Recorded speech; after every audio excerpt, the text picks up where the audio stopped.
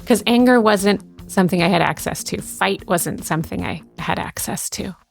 And this really allowed me to access this energy around what we'd call organized anger. So not chaotic anger, not like, "What?" But being able to go, I see something that is harmful in the world, and I'm going to meet that. This is Rebel Therapist, a podcast where you get to hear therapists and healers get vulnerable and real about our own growth and healing. I'm your host, Annie Schuessler, a healer and former therapist. My favorite kind of practitioner is the kind that wouldn't ask their client to do anything they wouldn't do themselves. My guest today is a therapist who uses two methods to help her clients heal trauma. Her own healing journey started in an unexpected way. You're about to hear some courageous and vulnerable stories from Helen. Helen Beynon is a somatic therapist and IFS-informed practitioner.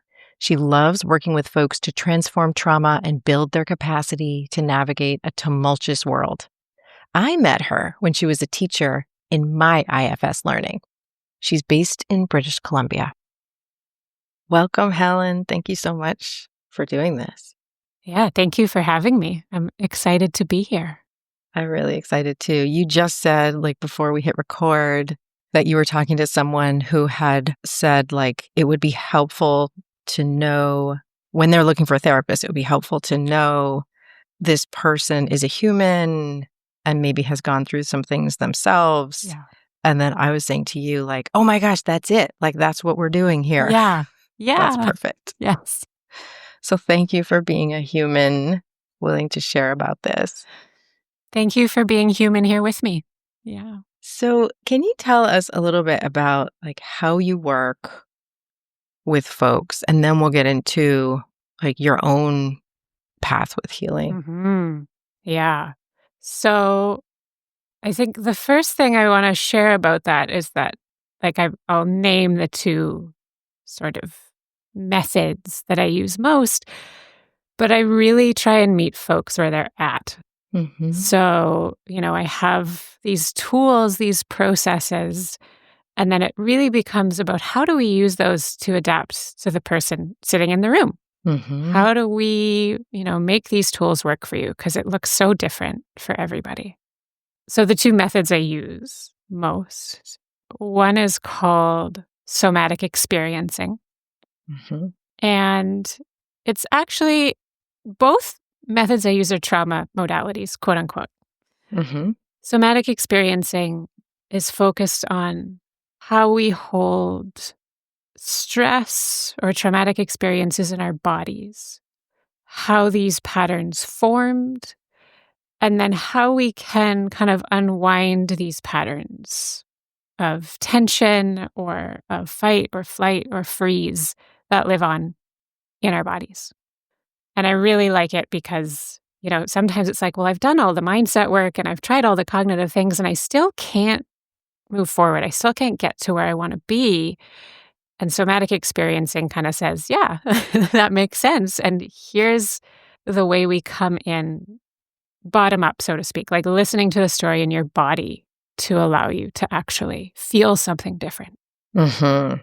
And then the other method I use is internal family systems. And that's really all about, it could be so complex to try and explain it, but at its core to me, it's about recognizing that we're made up of many parts. And all these parts have the best of intentions for us, even when we're frustrated with them. And it's about building this internal sense of compassion for ourselves, for these parts, reconnecting to that core sense of self and finding clarity and calm and confidence and all these elements of self that we could, get into in more detail. But that's the essence of it. Beautiful. Which one did you start learning first? Somatic experiencing was first. Okay. And so with somatic experiencing, had you been a client of it before you learned it, or what brought it into your life? Mm-hmm. So I have the most wonderful mentor, teacher, friend who initially was a body worker. that I had started to see through a recommendation of another friend. And I went to her because I was like, yeah, I'm feeling like, actually, initially it was because I had back pain. I was like, yeah, I want to try something new for this back pain. Mm-hmm. And over the years, she started training in somatic experiencing, and that started getting incorporated into the work. So I was getting this like drip by drip initiation into this work through her. And it was great because it's not something I would have known I needed. It's not something I would have been like, I need to go find a somatic experiencing practitioner because my body's holding trauma. It wasn't that. Yeah. Right? Yeah. You just had back pain. I just had back pain. Yeah. And over the development of that relationship of me going to see her, there were other kinds of pain that started to show up. So it all sort of came to a head at a certain point where I had physical pain nobody could explain, sort of emotional patterns I was struggling with, some of those classics like, people pleasing or going into freeze. And SE was really what helped me understand that and then unwind from all of that. Do you remember any of the first things that this person was doing with you when you were like, okay, what is this? This is something different. Or maybe you didn't even know it was something different, but now you know that was SE. Yeah. Oh, yeah. What would be? The first piece of it was, I think, actually little bits of education. Like pointing out, oh, this is what freeze is in your nervous system. How might that show up for you? And, or, in the bodywork practice, it was so delightful. You just go lie on a table and she would hold you or touch you and bring in energy work. And at the time, I didn't necessarily know what was happening, but my body would start to have these responses to that, right? Like going into sort of interesting archetypal positions or twitching or shaking or releasing something. Archetypal positions, like your body would take on a particular position? Yeah. Yeah. Like it would be a slow movement into a position that was, it was like, I could get into a whole conversation about the tarot here, which I won't. But these sort of symbolic positions of either being like completely spread out or completely collapsed inwards. The things we don't necessarily let our bodies do day to day. Yeah. That they actually really want to do. Interesting. Like I know about how sometimes my body needs to shake. Yes. To release things. So that's really interesting. So spreading out, what might that be doing? So the spread might be like reaching for something. Like you're reaching out for something or going into a very early childhood sort of movement pattern of wanting to look up and around at the world or reach out for somebody nearby and be met in that place. Yeah. Yeah, those are the examples that come to mind. Okay, great. So you're getting this kind of bit by bit with this person, and then other things are showing up to be healed, it sounds like. Yeah. Yeah, like once that space is available.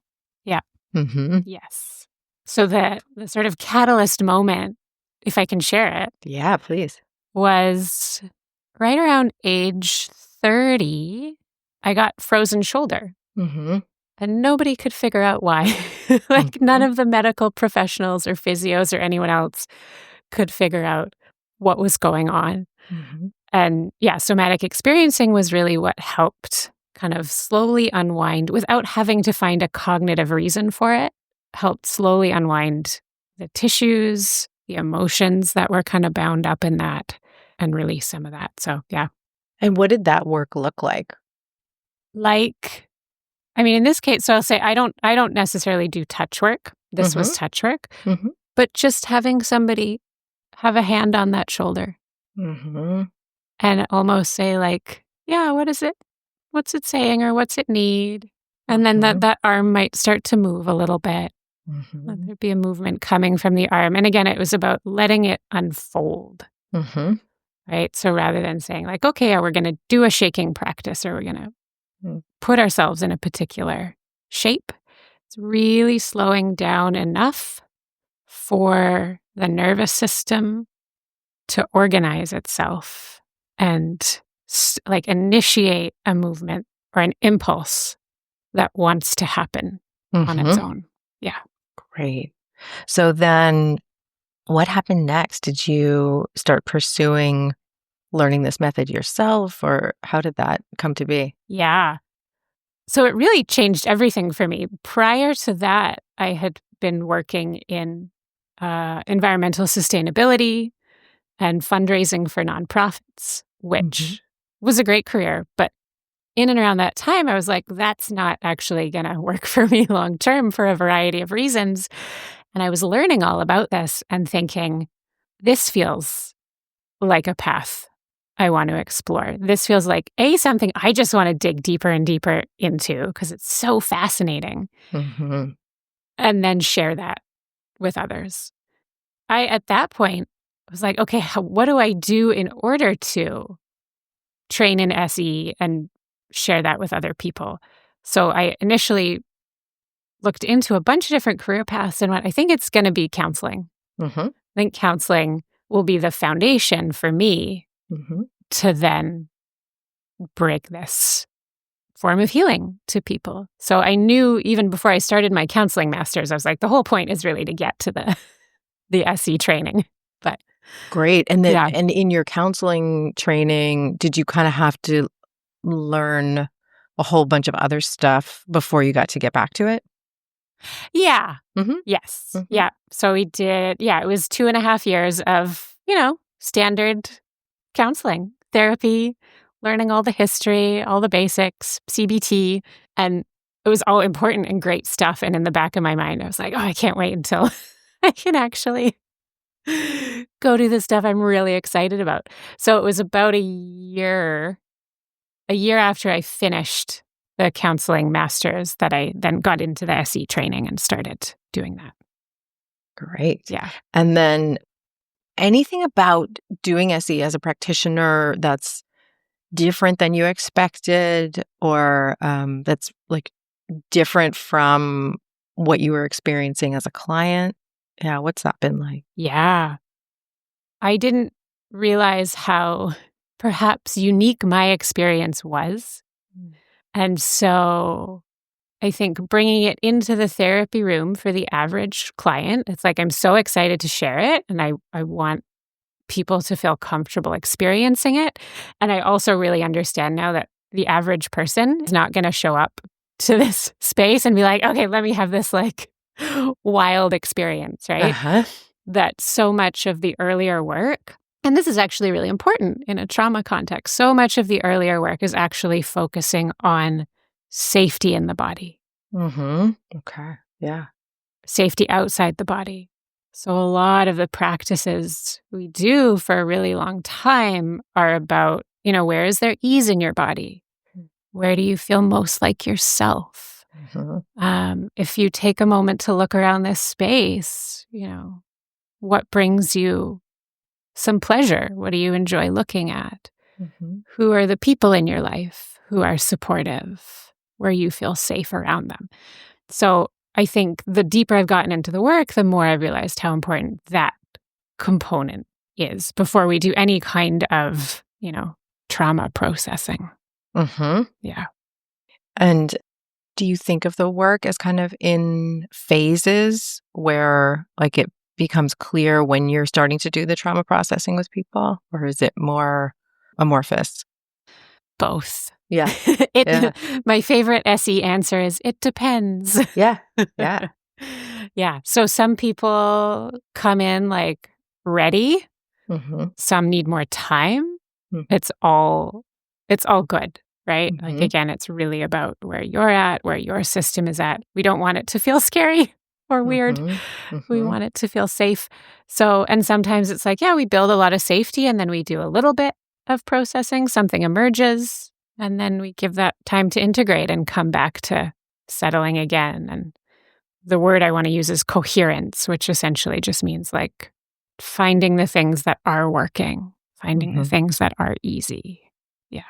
Yeah. How do you explain it to someone who is just starting with you in the very beginning? The very beginning, I say one of the questions I ask most often is, what are you noticing now? Mm-hmm.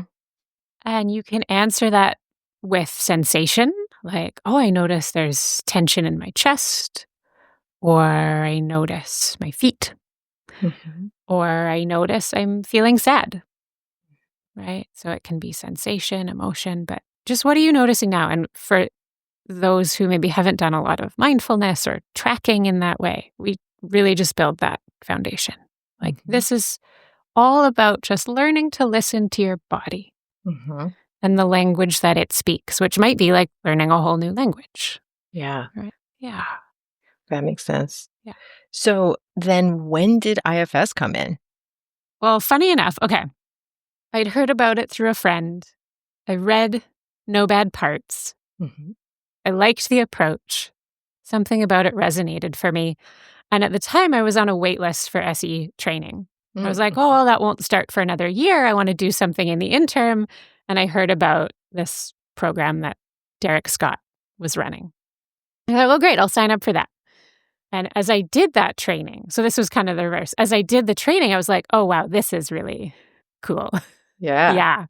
Yeah, this adds a whole other kind of dimension to how we get to work. And I loved the idea of parts, and I loved the idea of self, because it kind of described, I think, something I had always experienced and hadn't been able to put words to. Mm-hmm. Yeah. And then in that training, did you end up ever working with an IFS practitioner yourself? Mm-hmm. Okay, what was that like? It was great. So I found my IFS practitioner, who I still see. She was one of the support staff during the training. Mm-hmm. And I really loved just her approach, her way of being. So I reached out and said, would you be my therapist? And that has really been so impactful, right? To see how it lands in my own system, to practice doing the work, to learn from her, like as things happen in my system or as we work together. I'm like, oh, I really liked that. You got to make a note about how that worked. So yeah, that's been really great. Anything that you'd feel comfortable sharing about your own work in IFS in terms of a process you went through or healing you were able to access? Mm-hmm. So I'm sure there's been a lot of little moments that I could come back to. One that really stands out was outside of a therapy session, but like absolutely informed by the work that I'd been doing in sessions. And I was in a bit of a... Okay, I'm going to back up actually. Yeah. Share this. So I'm turning 40 this year. And a friend of mine last year turned 40 and texted me saying, I'm feeling so nervous about turning 40 and this threshold. And, how do you carry it so well? And I said, well, because I'm not 40 yet. And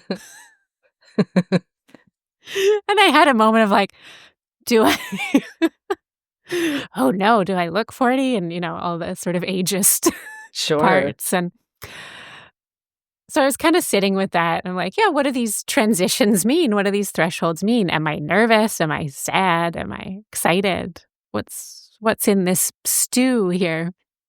And I was out on a hike by myself, a beautiful day, sunny day. And I was kind of checking in with various parts. I was like, is anyone really upset about this birthday coming up? And none of them felt anything particularly strong about it. But what was so interesting is I had this image of them all turning to me, like myself, my adult self, and just going like, oh, we're 40? Like, heck yes. Ah. That is so exciting because I think it means we don't have to like put up with all this crap anymore. Wow. Right? Like, yes, there's still these inner child parts and parts that have struggled along the way. But to them, it was like, oh, we're 40. Like, we've made it. We don't have to worry about all this anymore. Nice. We're taken care of at this point. And that just felt so lovely. It's like I could feel myself in a whole new light in that moment of like, yeah, like all those things happened, but we don't have to carry them forward in the same way. It's like we're leveling up in a sense. Yeah. So, yeah, that was pretty cool. I love that. As you've been listening to me talking to my wonderful guest, maybe you've been thinking that they might be the right next practitioner for you. You can find their contact information in the show notes, and I'll be saying it at the end of this episode out loud. I cannot promise you they have an opening, of course. They are really good, so don't get mad at me if they don't. I'm also a healer. I help people who are estranged from a parent or caregiver and other folks who are ready to do some really big healing. I use brain spotting and parts work to get at the root of emotional pain. If you have the feeling I might be the right next practitioner for you or for someone you love, go to anniezam.com and learn more about working with me. Do you have a practice in your daily or weekly life where you check in with your parts? Yes. Yeah, I'd say it's maybe more casual than others I've heard of. Like I don't make sure to do it every day, but just moment to moment on any given day. I usually feel it in my body first. Like if I feel something, an emotion or a sensation in my body, I will often pause and check in and be like, okay, what's coming up here? What's the experience? And when you do that, like, do you find yourself doing a particular motion, like put your hand on your heart or something like that? Hand on heart every time. Interesting. Yes. Yeah. It just feels so right. Yeah. Actually, I find myself putting my hand on my stomach too. Yeah. That's a good one as well. That's cool. So you have an IFS practitioner still. Do you also work with an SE practitioner? Yes. Yeah. Beautiful. How do you do all that? Like, do you do it all every week or do you? No, I do. I see each of them once a month.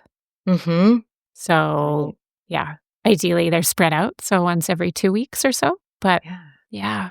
So then in your work with yourself, let's like start with that part. Do you find that you kind of think and feel in both of those languages of like IFS and SE? And like, is there one that feels more primary or do they kind of blend for you? How does that part work? Yeah. Oh, good question. I mean, yes, I absolutely find both showing up regularly in how I move through my own day. You know what? I think a good way to think about it. So there's a guy who, his name's Francois Ledoz, and he had done a workshop through IFSCA. I think he calls it relational intelligence.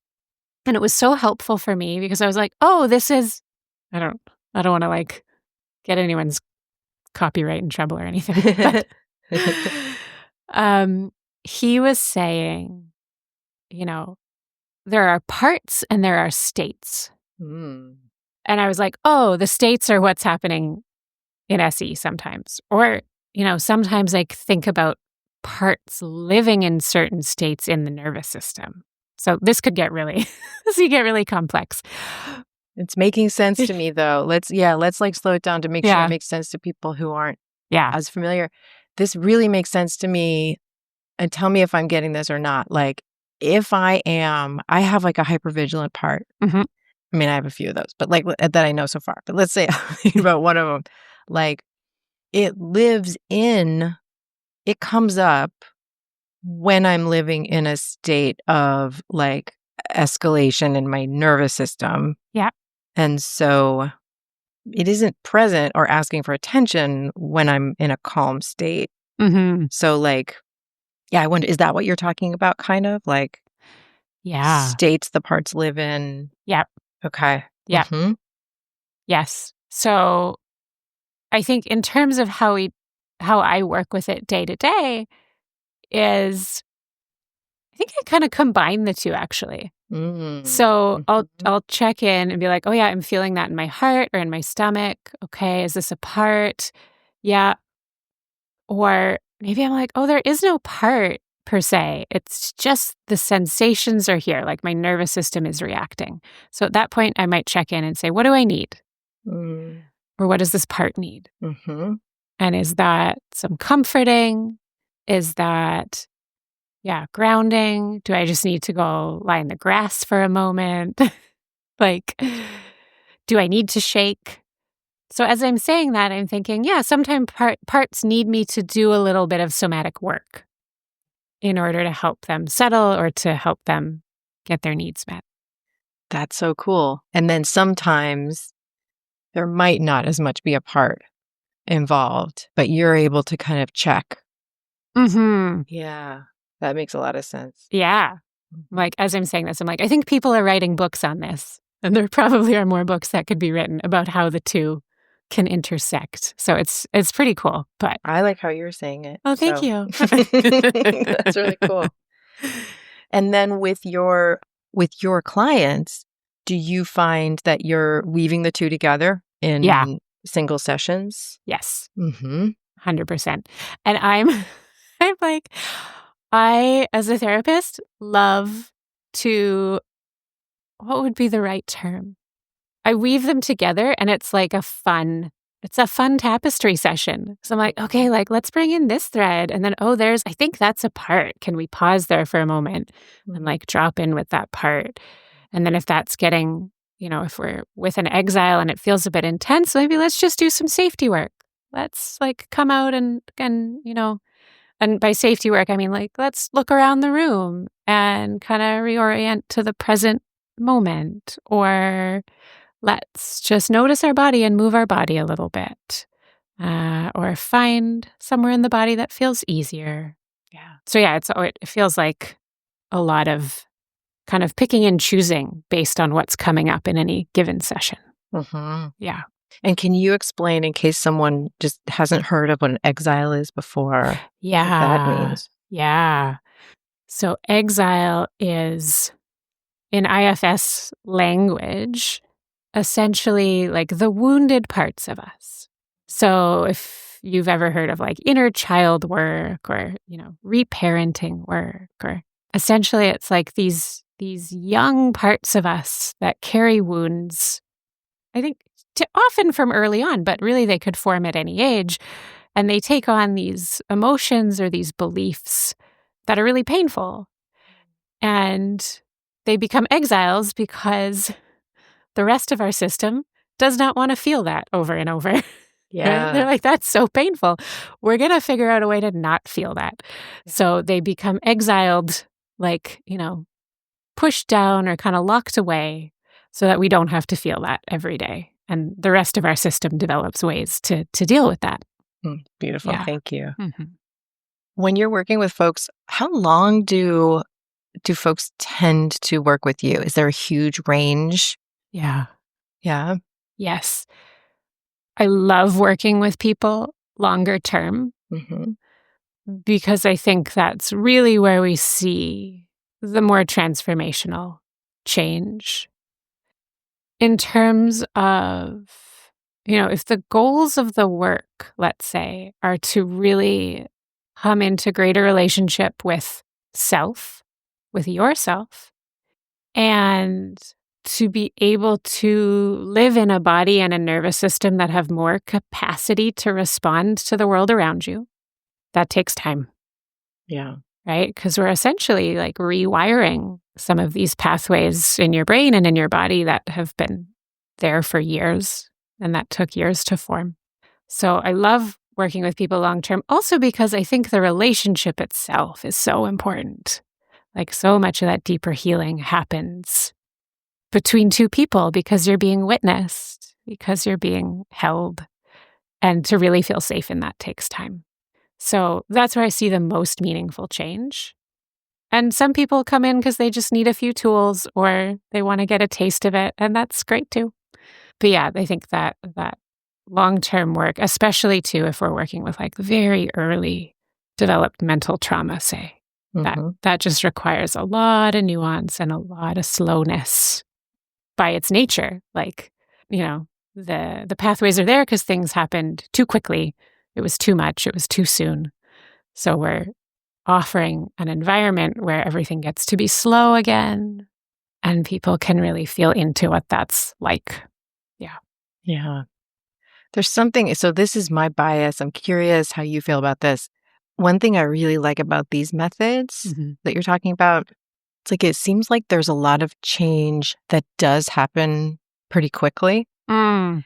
Maybe compared to, at least for some of us, compared to more traditional talk therapies. Mm-hmm. And so in that way, if that's true, which Mhm. it is for some of us, Mhm. then it's like there's so much choice in how long do I want to stay. Yeah. Instead of like you're sort of required to do years and years to get anything out of it. It's more like the idea being you're going to experience some change pretty quickly, and then you and your system get to decide, Yeah. oh, I think I want more. I want to go deeper. Yeah. Mm-hmm. Yeah, absolutely. I think that's it, right? It's like maybe stages of change, if we think of it that way. Yeah, like you can get that preliminary change. You can get the taste of it. You can feel something different right away. And then, as you say, decide, is there more here that I want to explore? Is this an ongoing practice that is going to keep benefiting me in some way? And for some people, it could be. And for some, yeah, they're like, sweet, I unburdened the exile and like, I'm good to go. Yeah. That's magic, right? Yeah. Yeah. And that they can always come back. Yeah. Yeah. Do you have anything else you want to share that I didn't ask about? This is a new series, and I'm so excited about it. And I know there are questions that I will think to ask in the future, so we can just together try and think of what they might be. Right? So I don't know what the question would be per se. Maybe just like, like I have a part that has two things it wants to share. I love that. Let's go. And maybe the question will emerge out of what they want to share. So I think both of these modalities, beyond just my own healing and my own inner world and how I show up for myself, have really changed my view of people, of community, of how we connect, and even like what's happening on a much bigger scale. And this is something that I have a lot of curiosity around right now. Because in doing the SE work, a big piece of what I learned was, we can build our capacity in our nervous systems, which means we can show up to how we want to be in the world, right? We can start to respond differently. We don't have to be stuck in freeze all the time or stuck in flight all the time. And part of doing that is, so we're not in distress and uncomfortable all the time, right? That's huge. And then the second piece is it really changes how we can show up for people around us and how we can show up to the things that are important for us. So I think about what my capacity was 8-9 years ago to get, for example, to get angry. Because anger wasn't something I had access to. Fight wasn't something I had access to. And this really allowed me to access this energy around what we'd call organized anger. So not chaotic anger, not like, but being able to go, I see something that is harmful in the world and I'm going to meet that, right? I'm not going to go into freeze. I'm not going to just run away from it. Like I'm going to show up with that energy. And that's part of why I got so excited about this work in the first place. I'm like, if we can help people come into relationship with that, right? With their own sense of vitality and of being able to handle hard things and stay in connection with themselves and with other people, we could change the world. Yeah. So, yeah, that has felt really meaningful. Amazing. Yeah. Wait, and then there was another one too? Yeah, thank you. Okay, awesome. The other piece was really acknowledging my limits. So this is a more personal story, but I live in a mountain town. And there are some incredible athletes here. And part of like the zeitgeist and the identity of so much of this community in this town is about how high performance you are, how much you can do, how well you excel in, climbing, mountain biking, skiing. Mm. And my body could not do it. Mm-hmm. And this was also part of this sort of body and nervous system focused journey. And I think getting into it, I thought, I'm going to, rewire my system so I can do all these things. And along the way, it was like, oh, no, no. I mean, there's some of that, but so much of it is learning your body's actual capacity and really meeting that with a lot of gentleness and care. And that is hard because there's, grief that comes with like, oh, I might not ever get to attain that level or that, sense of worth I attributed to being able to just go nonstop and to slow down and say, okay, this is, if I really respect what my body's actually telling me, what's that going to look like? It's going to look different. And so that has really shifted just my whole approach. And that has been so informed by the SE and the IFS. So, yeah. Gosh, yeah. And then I'm imagining you like going on a hike or whatever physical thing you're doing. I'm imagining the orientation of that activity must feel really different. Like what you're doing it for, what your body's experiencing, all of that. Yeah. Yes. Yes, exactly. Amazing. Thank you. Thank you. Thank you so much for doing this, Helen. Thank you. It was so much fun. Yeah. I hope there's some good stuff in there. There's so much good stuff. To learn more about Helen, go to helenbeynon.com. That's HelenBeynon.com. To learn more about my work as a healer, go to anniezam.com. And to learn about my work as a business coach, go to rebeltherapist.me.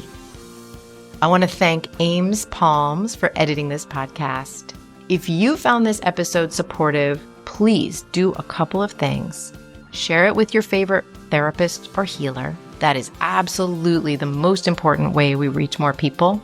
And if you haven't already, please hit follow and give us 5 stars. That is so helpful to this podcast. And thank you so much for listening. I'll see you next time.